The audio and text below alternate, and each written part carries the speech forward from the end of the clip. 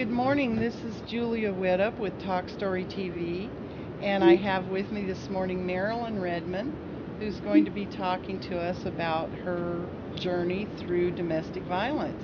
Good morning, Marilyn. Good morning, Julia. Good to be with you again. Okay, so you had just left your husband at the last one. Well, that actually took me 3 times to have enough courage to follow through. It just didn't happen overnight. I better understand why today, but I had some learning to do while I was still in that marriage. But at least it woke me up to understand that I had to find some answers. And it was suggested I go to codependent treatment. And so in doing that, I came across and learned through the classes they had for educational purposes of what was going on that it was a disease of no talk, no trust, and no feelings. And so immediately I identified with that because I had never spoken up. As a child, I was to be seen and not heard. And also that, one time when my stepdad wanted me to do some things and I was going to ask him a question. And he slapped me in the face, said, "Don't speak up to your elders." And so I never said another word. and so that caused some troubles because they also had therapy and you were supposed to talk about yourself. And when you're so shut down and have no feelings, what do you say? And so it was a very difficult situation. The first therapy session, I talked about my family and my children and my job as a teacher and the weather. I could talk about the weather. But they said, "Now tomorrow you're going to talk about yourself." And that, what in the world do you say? My mind went blank. And so it was a real tough thing for me to move into talking and having feelings and trusting, because not only did I not talk or have feelings at home, but to trust your parents when they're fighting every night is not, you can't, there's no Yeah. trust there. So I had to learn to trust a higher power, that people weren't necessarily trustworthy. And that brought me into starting my journal and writing because I didn't know how to talk and express myself and what do you put on the page? Yeah. Excuse me. So it was a really interesting experience of I have 29 years of journals from the time I started recovery, and how my life has changed through those 29 years is all recorded in my journals, and That's beautiful. it has brought me very well into understanding who I am and being in touch with my intuition and my higher consciousness. And I get poetry will just come out in my journal, letters from God. Some interest in expressing myself today is not the issue, as you probably have noticed in our visiting. So today I have come alive, so to speak. The feelings have thawed out, and I've released the old ones for the new loving feelings to come in. During treatment, the first thing they gave me was a sheet of self-love. And oh, did that spook me because, and it was about self-esteem, and what's that? I had no self-esteem. So I have been working all these years on that and finally have coming into a realization today I have self-esteem, which is absolutely a miracle for me. Um, so my life was all about him. And so I had no life. And so in codependency, you have to learn to recover your own reality. And he had taken me as a hostage. And even though I did have a teaching job, made a good salary, the money was his. So, it was not like I had independence or freedom, so to speak, because actually, it was just about what does he want, what does he need, and he would say something, and I would say, how high should I jump, and go fetch, so to speak. So I had no reality of my own, and that in codependency, that's called being a good victim, Mm. and learning how to outgrow that, not play the reactor from my fear. So it was my childhood fears and abuse, incest, molestation, rape, and adulthood, marriage of rape. Learning how to overcome all that and not be codependent. And what I discovered in treatment is I'd married an alcoholic, psychopath, rageaholic sex addict. Lucky me, I hit the jackpot. And it also taught me what I needed to fix and heal in me. He was the mirror. The universe has a law that says like attracts like. And in treatment, I discovered I was addicted to Valium, which is the ultra dry martini. Ultra dry So martini. yeah, that's what when I heard that, I identified immediately. It's what it does to you. It's what it does to your emotions, I discovered. And so I've gone through recovery for that. And he was a psychopath. So, see, we were like two peas in a pod. I've discovered I had mental illness to resolve, and I have. I've been declared sane. So, my mother being paranoid schizophrenic, I discovered I was playing out many of her situations. You learn in the family, their energies is part of your energy. And so she was a good neurotic, but I was a good neurotic. She was a good psychotic. Mhm. She just lived in her bubble of fantasy all the time.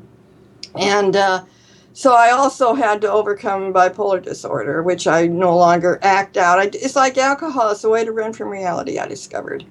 You don't medicate it. You learn healthy behaviors, and you don't have it anymore. So, same thing works with alcohol. If you learn how to handle your life in healthy ways, you don't have to drink over it or pop pills in my case. And he was a rageaholic. And in therapy about 13 years ago, I went to special therapy to release the deep, deep, deep rage. It was like roots of a tree, very, very deep into the ground. I had no clue how deep my rage was from all the abuse I'd gone through. And he was a sex addict, and that was very much, I was very codependent. I enabled his sex addiction. I didn't even know that's what you did. I followed my mother's modeling and did that very well too until it started to really be a problem in my life, and that was a disastrous, long, long story of changing that. But the point is, we attract these people, and when I finally got honest in my life and accepted the responsibility that I had to handle the healing of all those issues in my life. You see, I used to point the finger at him and say, well, if he just got sober, our life would be wonderful. And it was what I was sending out was coming back, is what I'm gradually learning. That my energy in trying to protect and defend myself was actually like me having a invisible gun in my pocket and taking it out and shooting bullets at him. And I did that on a subconscious basis. And of course, he would retaliate to try to respond and protect himself, only that was the conscious reaction of his trying to protect himself from my subconscious attacks, which I didn't even know I was doing, because I was just a fearful person. I didn't know that was like an attack to others, especially with his deep, deep wounds from childhood. So His may have been I unconscious also. well, we were both acting it out Yeah. unconsciously, and the psychiatrist said that he doubted he would ever be able to face the fears of his abusive childhood. But I have been able to do that by the grace of God, to come through and replace it with loving solutions. And I actually have compassion for the man today. I feel a sense of sadness that he played this part so I could change my energy. That's how I understand it spiritually today. He agreed to do this. Society looks at the man like he's the ogre and he's the bad guy, but he's actually playing an important part for the other person to grow beyond their fear and abuse into love, compassion, gratitude, and forgiveness. And that's how we change our energy. So it was a needed change in me to learn how to send love to somebody and not come from my woundedness and keep recycling that over and over like the squirrel in the squirrel cage. So to break that, an interesting thing happened while I was going through this learning process. One night I wanted to go off to a meeting, and he was enraged about our family business problems and didn't want me to leave. And I went anyway because I just felt, that pulled that I needed to do that. Yeah. And came home and got a broken tailbone for going against his Oh my wishes. God. So, yeah, so a few weeks later, I had the same message. I was supposed to go to this meeting. And he again got irate, and I didn't really want to go and get hurt again when I came home, but it was like I was supposed to go, so I did. And that night when I got home, he cornered me in our son's bedroom, which I now use for therapy as a counselor. And it was just, my son had a twin bed, and I was behind it in the corner, and he had jumped over a king-size bed and strangled me at one point, so that little twin bed was no real help. Didn't put a barrier between me very far. And so as he came in after me, the angels held him from coming any closer, and he was like a statue. And he didn't have a shirt on, and you could see the muscles flexing in his arms from rage. And you could see smoke coming out his nose like he was a bull ready to charge, and I guess what the target was. And I'm standing there scared to wits of I'm going to become mincemeat. So all of a sudden the room stood still. It was silent. It was like time stopped.